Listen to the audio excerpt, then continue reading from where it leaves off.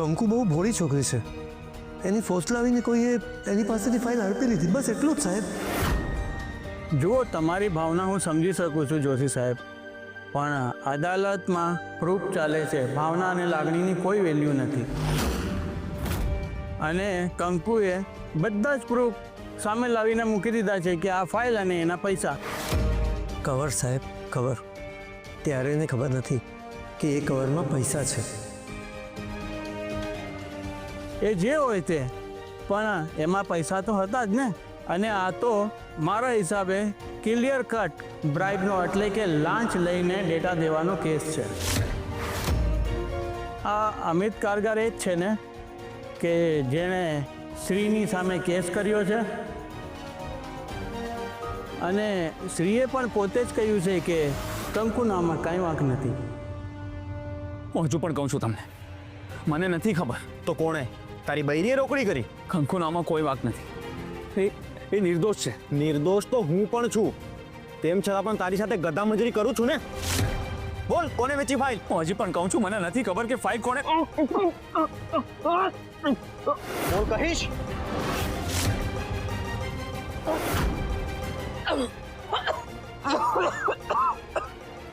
કંકુને કોઈને નથી ખબર. કોઈને નથી ખબર.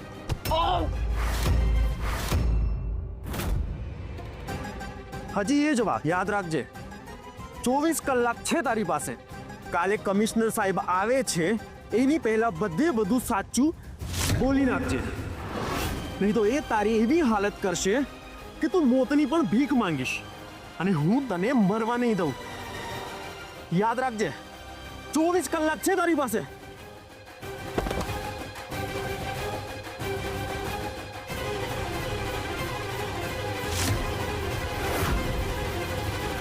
મારો દીકરો છે જેવો લાગણીમાં આંધળો થઈ જાય છે.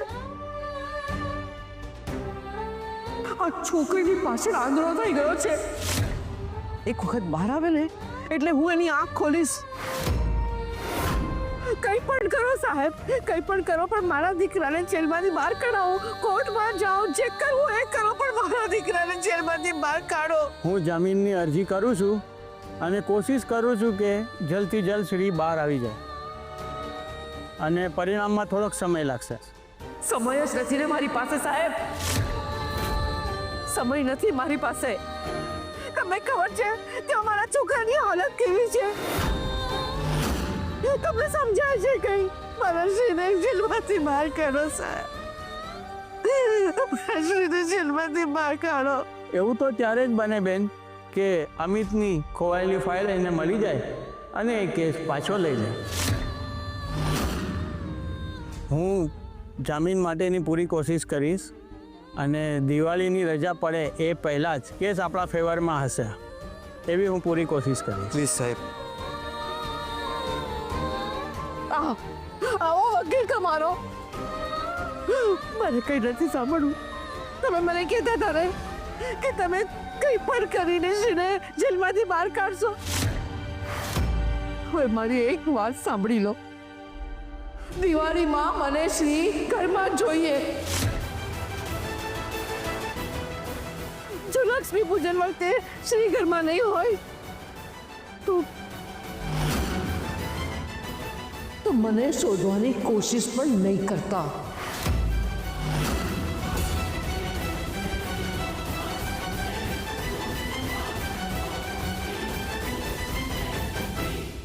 ભાભી, શું છે તમારા મનમાં?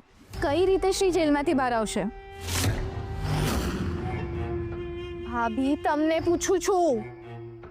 એલી એ વિચારવા તો દે એમને. ભાભી, તમે તમારે નિરાંત વિચારો. આપણને કાંઈ જ ઉતાવળ નથી, પણ આઈડિયા સારો આપજો. એક પ્લાન છે. ભાભી, એ તમે કહી દીધું. હવે ફૂટેજ ખાવાનું બંધ કરીને મોઢામાંથી ફાટો. એ ભસો જ્યોતિ એટલે બોલો. આ દેડકીનો જીવ જાય છે એટલે તે મને કાગડી કહી? એ પપ્પા, એટલે કાગડી રમત રમે અને દેડકીનો જીવ જાય એ કહેવત તમને ખબર છે? કાગડી હું બસ, તમે બોલો ને બાપા. જોરિયા સાંભળ.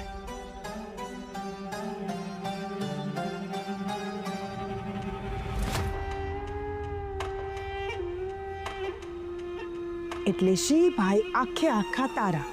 ભાભી આઈ લવ યુ. હવે બકો ન ભર લેતી હો. ભાભી એકદમ જોરદાર પ્લાન છે. પણ સાંભળ, ઉતાવળ નથી કરવાની. જ્યાં સુધી હું ન કહું પ્લાન અમલમાં નહીં મૂકતી, અને હું કહું ત્યારે મૂકીશ ને તો આ પ્લાન સક્સેસ થવાના 100% ચાન્સીસ છે. ડન ભાભી, તમે જેમ કહો એમ.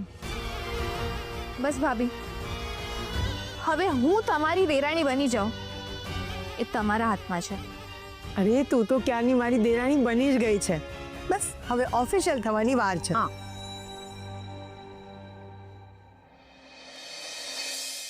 એ બેન, શું છે? આ જમવાનું આપવું છે. ઠીક છે, આપી આવો. અરે બાપરે, આ તો કંકુ આવી રહી છે.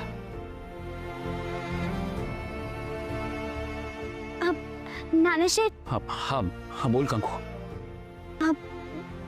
જમવાનું લાવી છું, હા ઠીક છે, તું મૂકીને જા. પણ મારી જોડે 2 મિનિટ વાત તો કરી લ્યો. મેં કહ્યું ને કંકુ તને, તું જા. પણ મારી સાથે વાત તો કરો. પછી વાત કરીશ કંકુ, તું અત્યારે જા. કંકુ પ્લીઝ જા અત્યારે.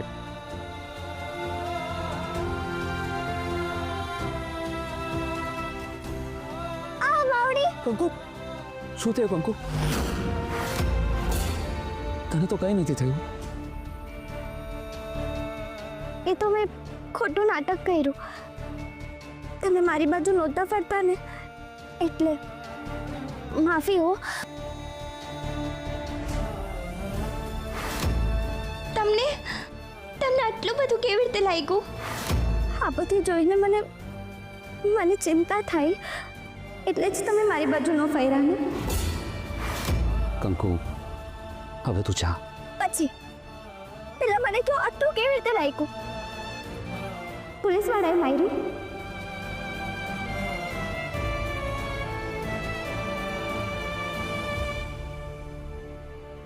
સાહેબ, તમે નાના શેઠ ઉપર હાથ શું કેમ ઉપાડ્યો? એ છોકરી, ખબર છે તને કે તું કોની સાથે વાત કરે છે? હા, ખબર છે. એવા પોલીસ વાળા સાથે જે કાયદાના રક્ષક થઈને કાયદાને જ હાથમાં લે છે. સાહેબ, તમને તો ખબર જ હશે ને કે હવે આવી રીતે કોઈને પણ મારવો એક ગુનો છે. બેન, મારે માહિતી કઢાવવાની હોય છે. તો પછી જીભનો ઉપયોગ કરવાનો હોય ને. આવી રીતે હાથનો તો નહીં ને. તું જા, હવે મને મારું કામ કરવા દે. કંકુ, કંકુ અહીંયા આવ. કંકુ, એ લોકો એમનું કામ કરે છે, પણ મને તું પહેલા એ કહે કે તું શું કામ અહીંયા આવી? કંકુ, કોઈ બીજાના હાથે ટિફિન મોકલી આપ્યું હતું ને? નાના શેઠ, તમે એટલા હેરાન થાવ છો મારા લીધે, એટલા દુઃખી થાવ છો ને હું ઘરે બેસું. આંટી, કેટલું માર્યું છે તમને. બધું મારા લીધે થયું છે. મને માફ કરી દેજો. મને સાચું નથી સમજાતું કે હું શું કરું. મને કાંઈ ખબર નથી પડતી. કંકુ, દરેક વાત સમજવી જરૂરી નથી. સાહેબ, મારે ટિફિન આપવું છે. દરવાજો ખોલો ને. દરવાજો નહીં ખુલે. એકે વાતના જવાબ નથી દીધા ને, આ એની સજા છે. નહીં ખુલે દરવાજો. પણ પછી માણસે જમવાનું કે આવડે એમ, બાકી ભૂખ્યો રહે. તમે મારી વાત તો સાંભળો. થોડી તો મારી સાઈડ રાખો.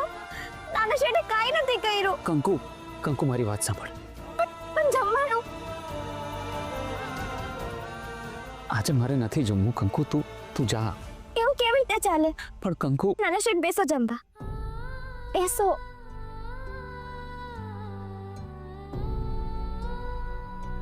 આરામથી.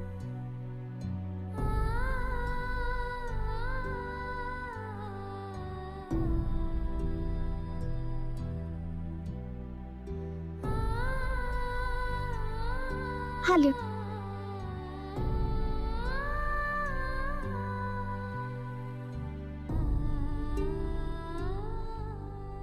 આ બધું મારે લીધે થયું છે નાના શેઠ. હવે જો એક પણ વખત તો આવું બોલી છે ને તો જોજે કંકુ. માફી. સાચું કહું છું. મને માફ કરી દેજો. દોસ્તારને માફી માંગવાની હોય કંકુ.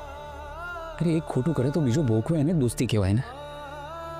અને આપણે બંને પાક્કા દોસ્તાર છે ને?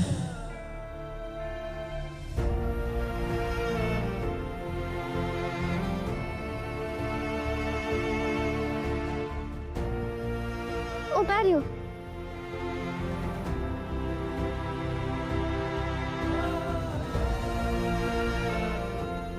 આ હાથ પણ તમારા જ છે ને?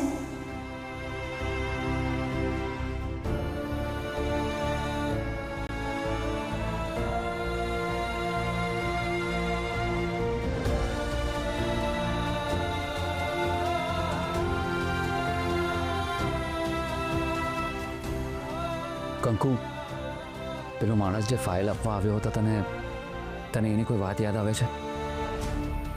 એવી કોઈ વાત જેનાથી આપણે એને પકડી શકીએ? ના, એવી તો કાંઈ વાત નથી. તમે પહેલા જમી લ્યો.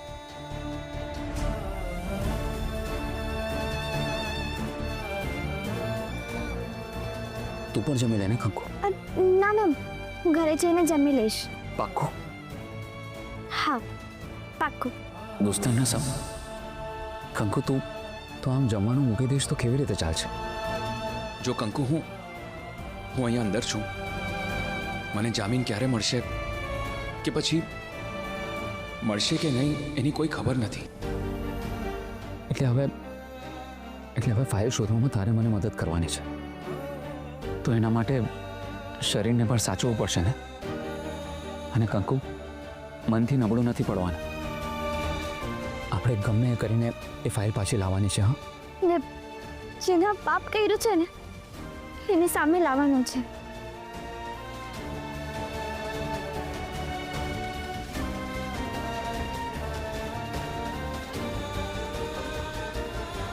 શ્રી,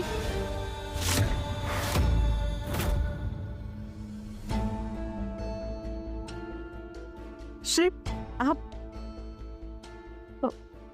આ બધું શું છે? અરે કંઈ નહીં મમ્મી, આ પણ પૂછપરછ કરવાની એક રીત જ છે. આ ગેરકાયદેસર છે. હું માનવ અધિકારવાળા પાસે જઈશ. કાકા પ્લીઝ, અત્યારે આપણે કોઈ પણ નવી મૂંઝવણ ઊભી નથી કરવી. પણ બેટા, આ લોકો આવી રીતે મારે એ તો યોગ્ય નથી જ ને. પપ્પા, પણ જે આરોપ લાગ્યો છે એ પણ નાનો નથી ને. શ્રી, આ બધું કંકુના કારણે જ થયું છે. જોઈ લીધું, અભણ સાથે મેરેજ કરવાનું પરિણામ જોઈ લીધું. મમ્મી, આ કંકુની મૂર્ખામીના લીધે શ્રી કેટલું સહન કરે છે. શ્રી, હજી પણ ટાઈમ છે. આ બધામાંથી બહાર નીકળી જા, ભૂલી જા કંકુને.